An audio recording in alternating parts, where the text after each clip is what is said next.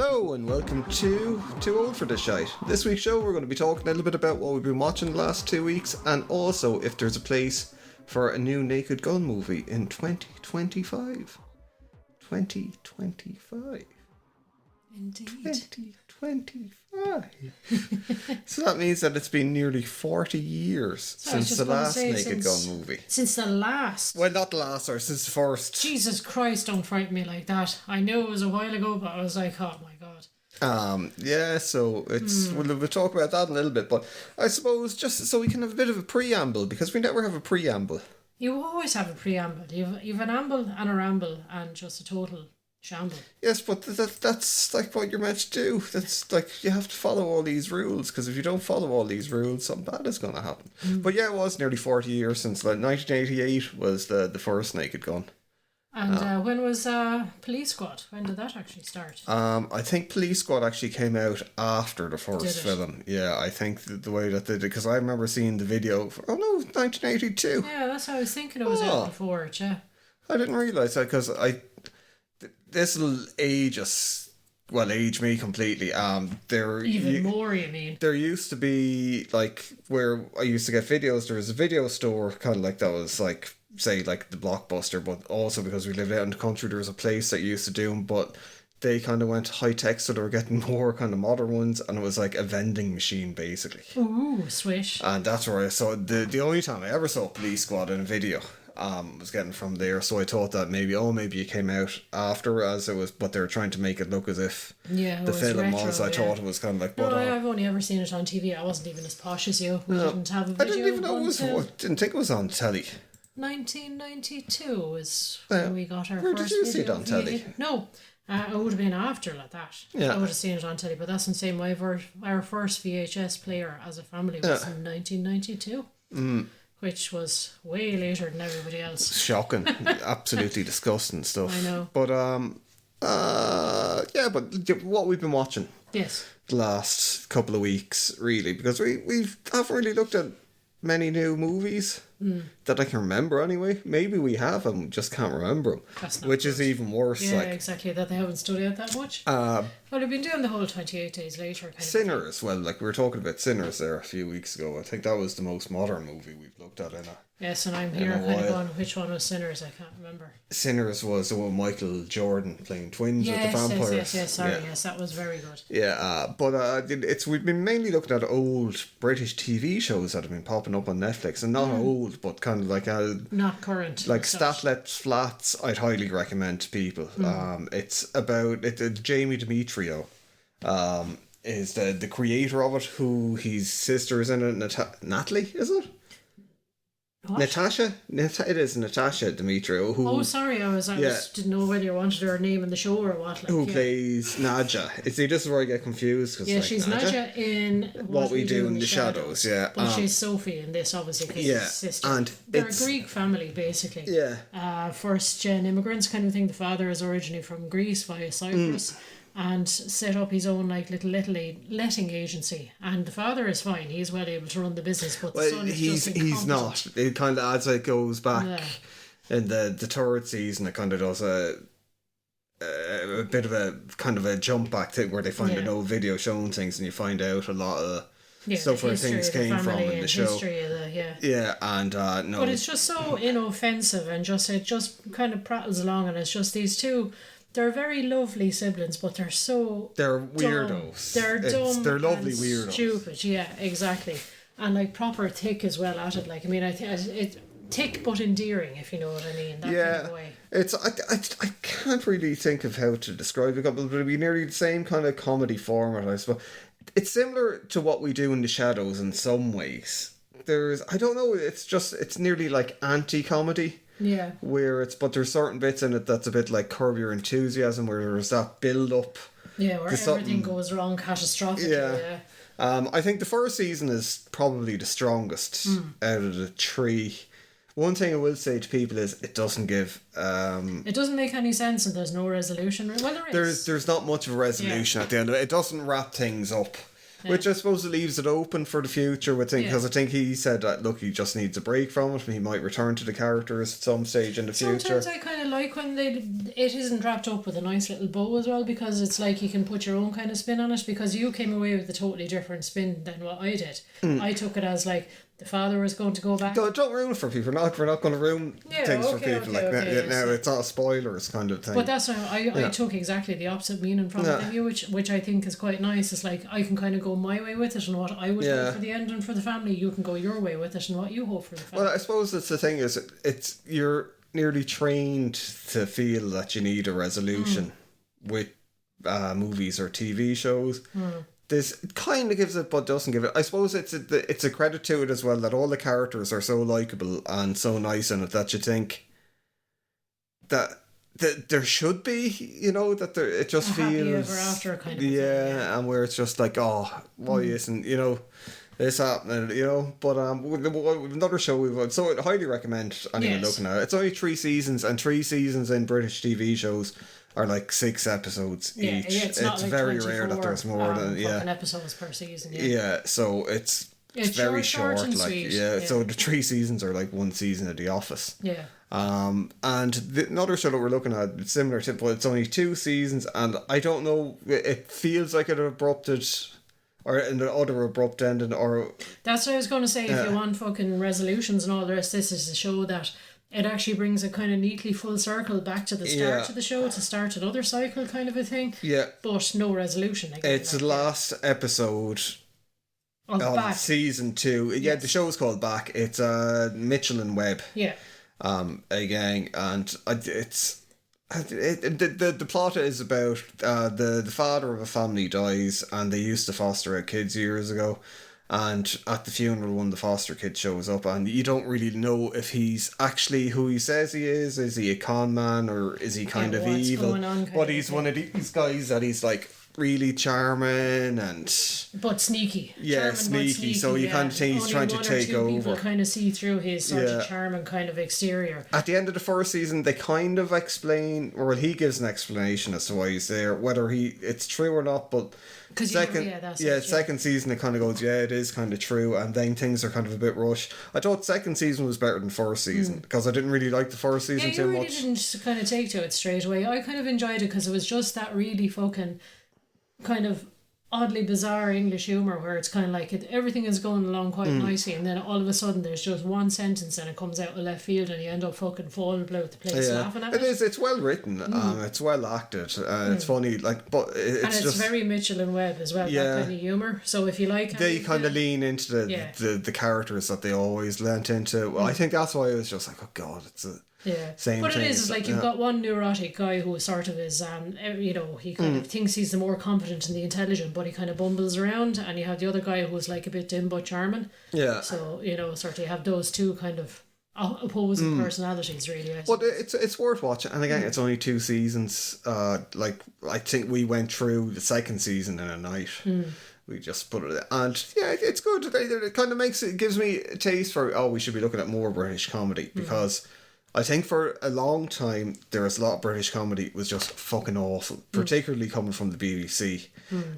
Particularly after The Office, going back that far, when The Office, everything started copying The Office, because it was like, oh well, that did well, and Ricky Gervais isn't going to make it anymore. So it was like all workplace comedies, but then Ricky Gervais took the piss out of it with Extras, where he was spot on with what like they were doing with like the sitcom that he ends up doing in Extras is like all the fucking sitcoms that were on TV at the time. And then after that, a lot of shows went meta and just did it badly. So there was like, I think they were scrambling for things, and this one Channel 4 were no different, but Channel 4 I think were a little bit better with something like the IT Crowd and but that's going back years though, isn't it? This is going back years like that there hasn't been. So I think that they're like, we haven't watched it in a long time, so I think we might miss out on some because That's Flats wasn't like that, was like 2016 or there's been the odd few that sort of come on later, far later than what they were screened, purely because of the BBC player or whatever, or Channel 4 playback. The Detectorist, that was that was on Netflix. This is because Netflix are bringing that was fantastic. And again, we started really, watching it, and it was kind of, you're kind of sitting there going, I don't know, this seems very slow and gentle moving. Is it really a comedy? Is it going to appeal to our senses? And then like that, I just kind of took off, and it was this bizarre, quirky characters. And it's the characters, I think, that end up dragging you in, and you end up just getting invested in their stupid lives, you know? Definitely, but Which was the same with Bat, like that's, you know, they had all these different, like they had the quirky sister who was like, I'm so quirky, but like she never does anything. She was a bit grating in the first season. She was, but I think they spent too much time with her. They'd spent too much time in the first season with characters that weren't funny, I thought, and that were unnecessary to the plot. But I think it built up the whole picture, I thought, of like, you know, here's this guy and he has this sister who's like failure to launch, basically. Yeah, still living at home they, at 35. they didn't have to keep repeating the same joke every fucking episode and doing the same thing. Still living in the 70s, and they didn't spend enough time with the uncle where they should have, where it's like, look, you obviously got a good character here with this guy, but they're like, no, let's spend. I don't know, the first season seemed to just drag on. For me, it did anyway. Well, no, I thought they had a good stable of characters, like between the mother and the vicar, and you know, sort of the couple that were working behind the bar, and you know, all these kind of random people. But they spent less time with a lot of those people in the second season as well, and they made it more. The characters felt a little bit more fleshed out, and they kind of put them in more interesting situations as well. But highly recommend that. Yeah, highly recommend the two of those. You just want something easy to watch. So on to the main topic. Yes. The main topic of the show is more comedies. Because there seems to be like the main topic is Naked Gun. Yes, the Naked Gun. Is there room for another Naked Gun movie in 2025? Well, if it's what's his face, absolutely. Yes, what's his face. I've literally just said his name. People who aren't familiar with it, it's been directed by Jorma Taccone. Liam Niels. What the fuck are you on about? It's been directed by Jorma Taccone. Yes. You're Liam Neeson. Yes, Liam Neeson. Because it just occurred to me there, I'm having very bad brain farts because I've been very sick this week. Yes, it's starring. It's been directed by Akiva Schaffer. I thought it was Jorma Taccone. So see, you're just fucking wrong again. I'm fairly sure as well. Seth MacFarlane has. Yeah, I think he produced it or something. He's producing it, which probably means he's like kind of over the humour. A bit of a steering hand, I suppose, in it. Pamela Anderson is in it as well, which there's a lot of kind of weird sort of like cameos, I suppose. Michael Bisping, Cody Rhodes, Michael. I like, you know, there'd be people that aren't familiar with UFC, but I do like Michael Bisping. I don't know, there was always something about, and as well he got kind of fucked up in his career, the poor guy, like Buster Rhymes. Yeah, but that's just the names that are on IMDb with stuff, and I'm very sorry to the poor dog because his bed isn't there. So if you just give me 1 second, I'm going to leave him out and I will be back. So you talk about the Naked Gun, Lord. Yes, well, I suppose the main reason I'm very excited, that's exactly my kind of humour anyway. It's like Airplane, Naked Gun, Hot Shots, all of that, Blazing Saddles. That's the kind of stuff that is just right up my alley as regards stupid humour.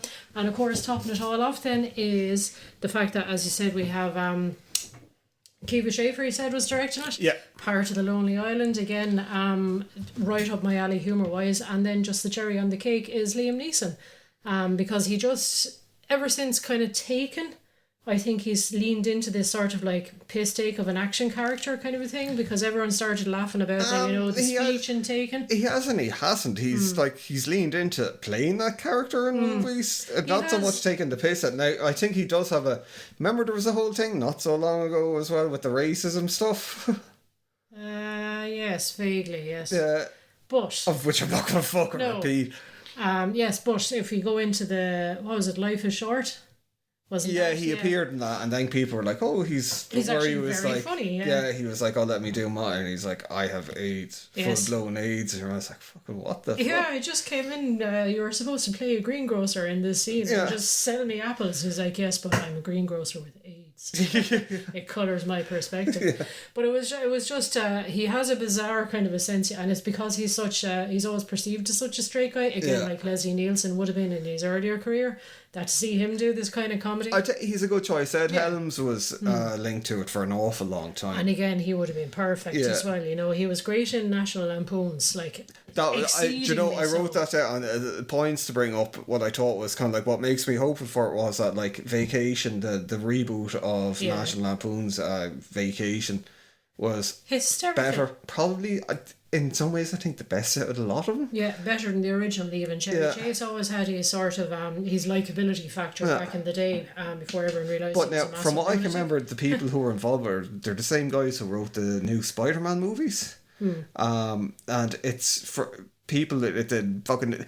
There's a film with Ryan Reynolds in it years ago called Waiting. And the way they started off was like this new guy on the job, and that's the guy who was like the writer and the director of Francis something, I think his name is. I'm not going to go clicking up on IMDb. You're not listening because we're talking fucking IMDb or we're not Wikipedia giving you facts. things. It's just rambles. But if you want to go off, we'll wait for you. Yeah. We'll give you a countdown. Yeah, we'll be quiet. But yeah, it's with Vacation, it makes me hopeful, because that really, like, when that was announced, and I don't particularly like Ed Helms. I thought he was the worst part of the Hangover movies, and they put too much on him, on his character. There's something. And again with The Office, you didn't like him in The Office. No, he wasn't meant to be liked in The Office. I know, yeah. I think that's what killed The Office, was because in the second last season they focused on him. Yeah, he wasn't meant to be in it for much longer either. No. You know what I mean? He was only meant to be sort of popping up as a kind of an incidental character when Jim moved to the new place, but he apparently got on so well that they were like, no, let's give him a whole. Like he was very good in it, but it was like he's not meant to be the main character, and that's where they went wrong. I think where they were like, oh, let's have, if they had to get in Will Ferrell or fucking any of the other people like came in, and definitely not Danny California in it. That was. James Spader fucking killed it. It's that season. Robert California. Danny California. Yeah. Danny California. What was it? Danny. It was Timothy Oliphant. Yeah. But yeah, it's so kind of. I thought, Vacation is going to be fucking. But he was brilliant. Yeah. And, hysterical. I actually don't think I've ever laughed as much unexpectedly at a film before. Yeah. Like, I mean, I have a few top films that will always make me just fucking collapse into a puddle of tears. In a good way. Whatchamacallit, fucking Hot Rod is one of them. It's one of my all-time favourites. There's one scene in it, and like instantly, even if I start thinking of it, I start giggling away to myself like a little child. But this Vacation, like, we put it on, and like even at the start we're like, oh God, it's gonna be shit and it's gonna ruin it, and oh my God. And even at the very start, the opening sequence where they have like all the holiday photos of all the different families, you're kind of like, this actually could be quite funny, and it's fucking hysterical. It's like the gags in it just keep coming and coming. So even if there's a gag you don't like, there's one literally on top of it like 2 seconds later. So which I was influenced. But with movies like that, you know, there is always that thing that I think it happens with horror movies and maybe action films a little bit more, where a film just comes out of nowhere and you kind of go, fuck, that's like what happened. Like, I haven't looked at it yet, but the last Avengers movie, where, oh God, like, wasn't the Avengers, but it's, you know, the one with what? Yeah, the last one, a lot of people are saying it's probably the best Marvel movie in a long time, but no one went to see it because it was like the Thunderbolts that it was based on, and it was all like B movie, like all the B stars, well, Z stars from the Marvel films, but people are saying, yeah, it's fucking brilliant. No one saw it, so like, what are Marvel going to do? They're not going to carry on that way because no one watched that. They didn't make their money back. I'm sure they did make their money back, But you know, that does happen when those comedy.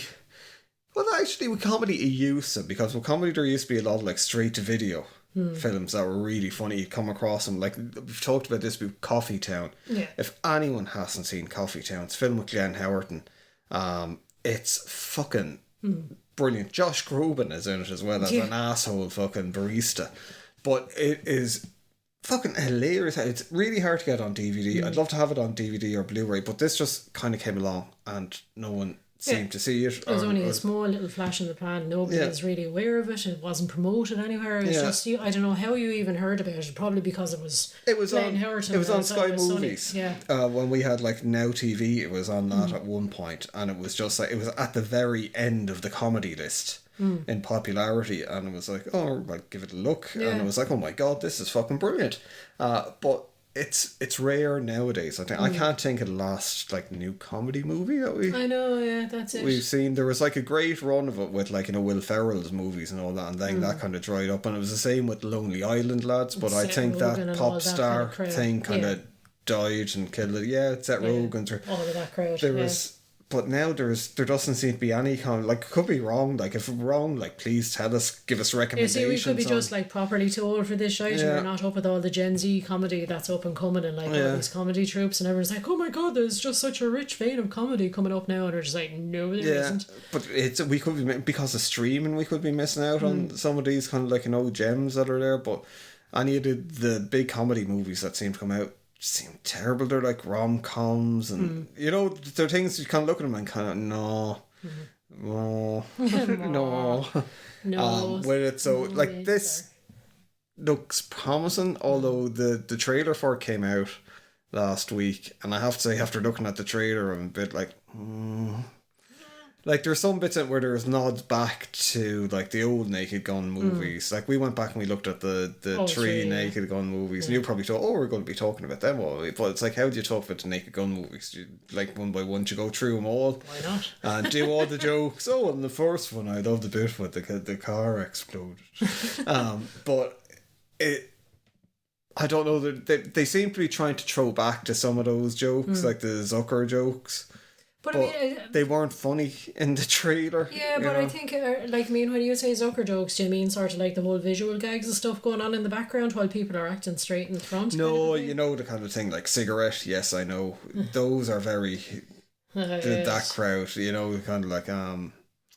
what was the film that they had before Airplane? But, it's all that kind of Kentucky Fried Movie. Yeah, all of that kind of stuff. All that kind of stuff, whereas with this... I don't know that they're... Like, it could be different because, like, the trailer could be... They could be hiding a lot of stuff in the trailer that they don't want, because it could be, like, R-rated, so you can't have a lot of the comedy. Like, the trailer for MacGruber would not be good. MacGruber, I think, was another great classic movie.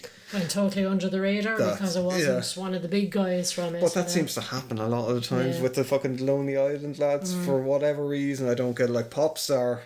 Popstar was one of their big ones, but I didn't enjoy Popstar as much as the rest of them, like any of the other ones. Yeah, I think that was their big chance to do it, and it didn't perform. So I think it kind of fucking Pam Brady wrote Hot Rod. And Pam Brady, she used to write, I don't know, maybe she still writes for South Park, but she did a great movie, Hamlet 2. And that was brilliant. But, like, even your face, kind of like, you don't remember. I can't remember it. That was the thing. It didn't do... It was like no one saw it. What was it about? They decided to put on a sequel to Hamlet, the school play. Steve Coogan is in it as the teacher. Yeah. And that's, like, just... It's fucking mental. We haven't seen it in a long, long time. Must actually rewatch it again. But, like we're saying, there just seems to be... I don't know... Well, I suppose that's comedy is hard to do well because either it hits or it doesn't, kind of thing, and sometimes you can get by with finding your audience that, like, gets your humour and all the rest, but it's a big fucking step to take to kind of, like, hope that the audience that gets your humour would actually get off their arses and go out and, like, go and see it in the cinema or buy it on DVD or streaming or whatever. Well, that's even, like, I suppose what I'm looking forward to coming out is Happy Gilmore 2. I know it's probably not going to be anywhere near as good as the first one, and it's probably going to be a bit crap, but that's an Adam Sandler movie in a way. They're meant to be likeable, and that's the thing. Is another thing with Adam Sandler, he's kind of hit and miss. Like, you'll have a couple of films where you're like, these are fucking brilliant, and then there'll be a clanger. It's like, even case in point to be the one he did with Andy Samberg. Do you remember the one where he was dad? And it was just, that was... But see, the thing is... It should have been really good because of all the people... With Andy Samberg... or not with Andy Samberg, but with, like... Adam Sandler, yeah. He's so big, and because it's all his own production company, and he's got this massive deal with Netflix, I don't think he fucking cares. I wouldn't blame him. He's very much like, I just want to make movies with my friends. And, like, the thing is, he does serious movies every now and then, and when he does serious movies, he's fucking brilliant. He's an amazing actor. But it's even the kind of the comedy schmaltzy ones, they're like, what was it, Switch? Was that the one at the remote? What? Why was that the kind of thing that pops into your head? Because it was a weird one, but it was like, it was one of these ones where, like, it should have been like, it's David Hasselhoff was in it, wasn't he? It's so saccharine sweet, but yet you're kind of like, this is fucking stupid, and you're like, little tear. But that's he makes family movies for the whole, like, I mean, Mr. Deeds was one of the ones we saw after Happy Gilmore, and it was like, I thought, this is going to be, it's for kids, and it was a remake of an old kids movie, and I was like, this is fucking brilliant, because he could sneak these cheeky jokes, like the way the Simpsons do it, where it's like stuff for adults and kids in there. But it's with this. I was supposed to go. It's I don't know. It feels like the whole space for comedy has changed a lot. That a lot of it seems to have gone kind of either very meta or anti-comedy, or you know, it's like docu-comedy. It's, you know, I think fucking not wanting to give Ricky Gervais a huge head or anything like that, but that whole I suppose it was done before him, obviously Brass Eye, and you know not the 9 o'clock news, all of those kind of things, you know. But it seems to have it's been leaned into quite a lot, I think. You know, all these, like, I think you should leave, and, you know, all those kind of ones as well, you know, where it's kind of like a kind of series of when they've done stuff like that as movies, like the Eric Andre did a movie, and I really like Eric Andre, but the movie was fucking awful as well. Zach Galifianakis did the Remember Between Two Ferns movie. That was alright, but it's not something that you'd see. And this is a problem, I think, with a lot of these movies as well, when they're just on streaming on Netflix. They're pushed, and probably only pushing certain people's feed if the Netflix are like, oh, this person might watch comedy for a very brief period, and then it's buried. Yeah. So unless it's a movie that you really want to, like, you're going to have to fucking seek it out, basically, yeah. And it's a shame, because there's a lot of movies I suspect that are great that are just that we're missing. Yeah. But like it's just the whole thing as well with, like, say, I think when you look back in the 80s and the 90s with The Naked Gun, people kind of liked it because it was inoffensive. I think if you're looking at it now, if Gen Z or Gen Alpha were looking at the original Naked Gun, they probably take great offence to some of the guys. By some of the stuff. Like the thing where it's like, oh my god, you sexually assaulted a woman with a concrete dildo. And it's like, he does it, it's like, you have to, if you've seen the scene. It can be very childish humour with grabbing concrete boobs and stuff like that. But it's, I think people, I don't know, I think generations now kind of go, oh my god, that is so offensive. Some of the stuff in it. Yeah, not even offensive, but just, you know, might have just been like, why is this funny? You know, whereas back in the day it would have been like, oh, it's a guy dressed as a woman, you know. So I don't know if that kind of humour is going to bring forth, and as well, Seth MacFarlane's involvement in it would trouble me. And that's, again, like, don't get me, I love Seth MacFarlane, I love Family Guy, I think it's hilarious. Family Guy used to be hilarious. But that's the Family thing, Guy hasn't been funny in a very, very long time. It can be very hit or miss. It's either really, really funny, or it's like cringe kind of a thing. Like, you know, sort of, what was it, A Million Ways to Die in the West and Ted and all those films as well. They're sort of, there's moments in it where you are like chortling out loud, and then there's other minutes you're kind of going, ugh. I don't know, there's something like, when I remember I think we had a website at the time when A Million Ways to Die in the West came out, and I was so annoyed by it. I remember actually reading the novelisation of it, because there was the whole thing where years ago there used to be novelisations of big movies, and they decided to do that to promote it because it wasn't really done anymore at the time. It's been done again now. But it was awful. I remember being like actively angry about it, because I was such a big Seth MacFarlane fan. I thought, he's jumping over into movies, it's going to be brilliant, great. And it was just, I thought it was okay after the second time going around. The first time I was like, meh. Yeah, but it's just, the second time I was like, oh, it's not so it's bad. Just okay. Ted I did not like at all. I think he was trying to do that thing where it is kind of like being rude but kind of like being sweet, and I don't know, it didn't. I know there's loads of people that love those movies, but I just weren't for me. So kind of with him being involved in this, I could him. I don't know what way he's like, but I could picture him being a bit of a control freak, because that's the nature of it. Well, I mean, the Orville as well, not funny. We looked at the first season, like a lot of people are saying, oh, this is what Star Trek should have been, and it's like, it's an alright Star Trek show, right? But that's only because Star Trek is after going so bad over the years. But it's just, I'm holding out good hopes, because like I do like being a control freak, you kind of have to be if you're producing like a weekly cartoon show, basically, because there's so many moving parts and there's so much animation that needs to be done and all the dialogue needs to be nailed down. So like, if you're not a control freak, if you're someone like me, I know, but like, it's kind of like it's just I don't know. I honestly don't know with it, but I think it's going to flop fucking massively. I really hope not, because I like everyone, and it is like, I mean, The Naked Gun, it's sort of, there's a lot of adult humour in it, but it's kind of like, it's good for family watching, because some of the jokes are like dumb and broad enough that like everyone's going to laugh at it. Like, you know, Leslie Nielsen clown around and fucking getting his foot stuck in a fucking bucket or whatever. You know, your typical kind of like physical humour. All these explosions happening in the background. That's family. That's Saturday night entertainment basically. And of course, you have the sort of like, oh, and here's something for the dads, wink, wink. You know, and it's like. And like Pamela Anderson is in it as well. I think Pamela Anderson was underrated back in the day. She seemed to be very funny. Yeah. With like I remember seeing her in a couple of TV shows, not Baywatch and stuff, but different. Borat. Oh yeah, I forgot she was in Borat. Yeah. That was a very good sport kind of thing to Jeez, do. I forgot all about that. Yeah. And again, that's sort of very much of its time, that comedy as well. You know, the whole sort of Sacha Baron Cohen thing where it was like that gross out humour. So it's like these things kind of come in like ebbs and flows.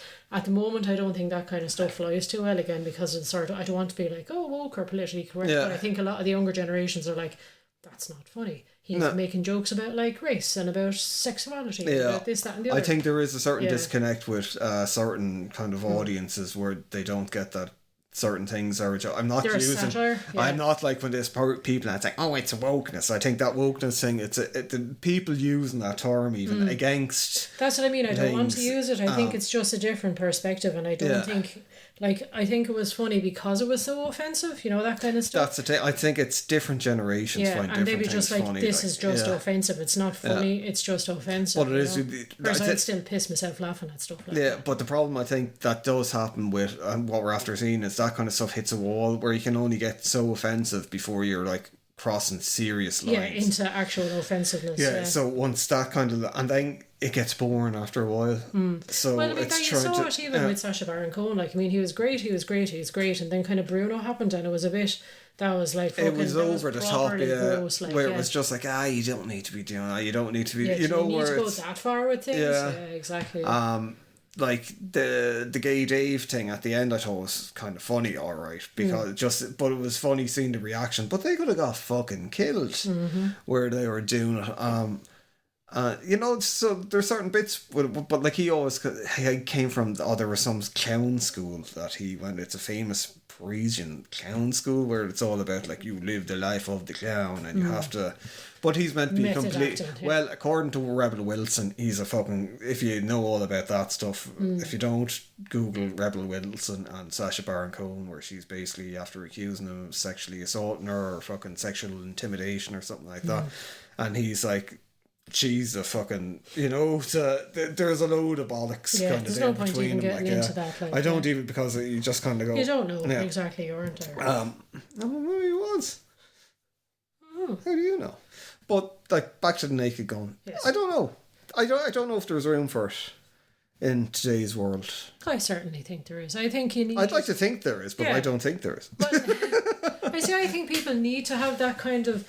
It's almost kind of childlike humor. I'm not going to say childish because it's not, but childlike humor where it's just like this guy who everyone thinks is either like fucking super awesome as a police cop, or like people just realise he's like this big fucking dim bumblehead that's just stumbling around into things. It's the thing, I think fucking Leslie Nielsen made Naked Gun. Yeah.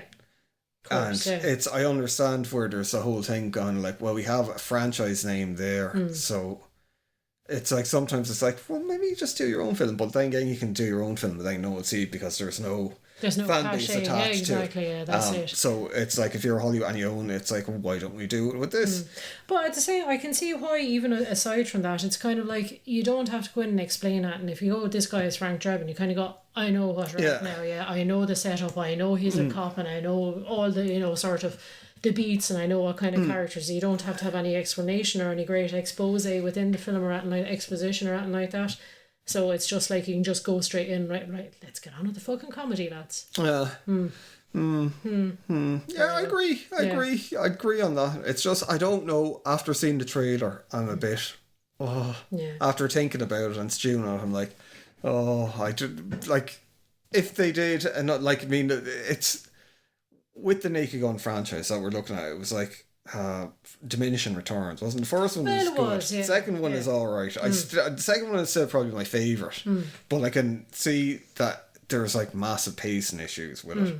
The third one is kind of awful. There's a couple of jokes in it, but it's... But you see, it is, I suppose, it's just, if that's... I will always like that. That's just my fucking stupid stuff. Like Ace Ventura, that kind of thing. I'd class all that kind of like in the same kind of vein of comedy. And I can remember going to see Ace Ventura in the local cinema. And again, it was one of these things that nobody knew what to expect. There wasn't a huge amount of promotion around it.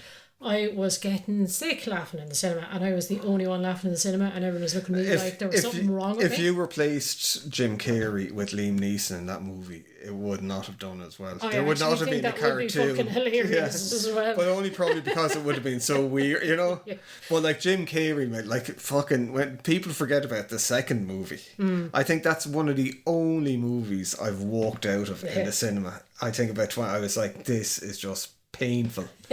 When I came, but that's like, I mean, now I just because I wouldn't have, the mask wasn't particularly something that was over the top, you know. It's just like there are certain types of humor. It's that stupid type of humor that I just kind of I enjoy. So I'm massively looking forward to the Naked Gun, and like it's even fucking all the thumbnails of like the trailers are all so corny. It's like Liam Neeson in a schoolgirl's skirt with like a view straight up to these like big massive spotted underpants, and it's like it's so old fashioned cliche.